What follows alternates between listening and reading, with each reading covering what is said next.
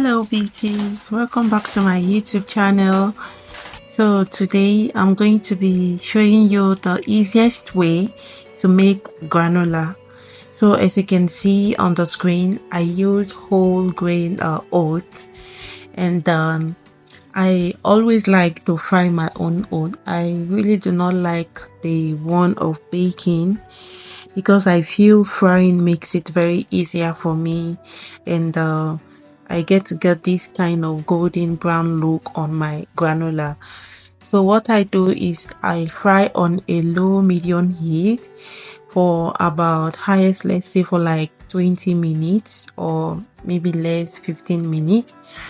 So once I'm done frying, the next thing I'll do is either I add sugar or honey, but in this case I do not have honey at home, so I made use of sugar.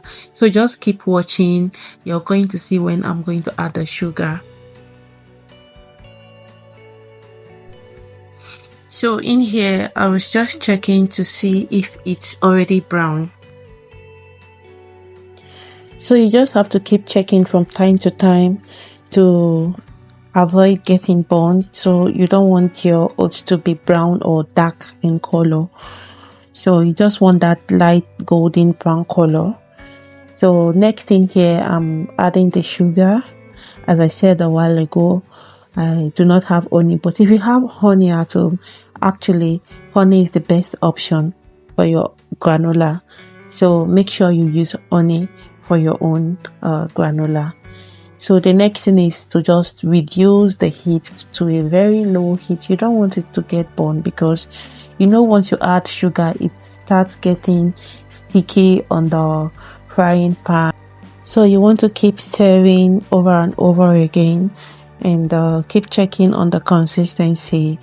So once you notice that the sugar is already melted and well incorporated on the oats, so you want to bring down the oat because at this point it's already crispy and golden brown. So you just want to ensure that it doesn't get burnt.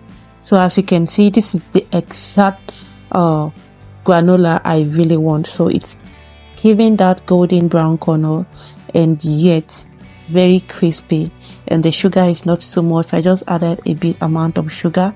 You don't want it to be too sugary.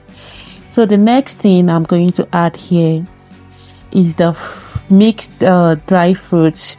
You can use nuts for your own, but me, I prefer to use this mixed dry fruits because it gives it this sweetness. It's kind of sweet, and because I'm not adding a whole lot of sugar to it, so the fruit is giving it the sweet taste I need.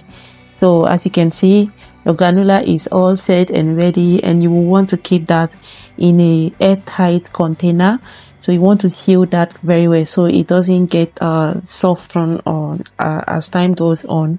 And you can store this for about maybe like a week or 2 weeks highest. Then that's all.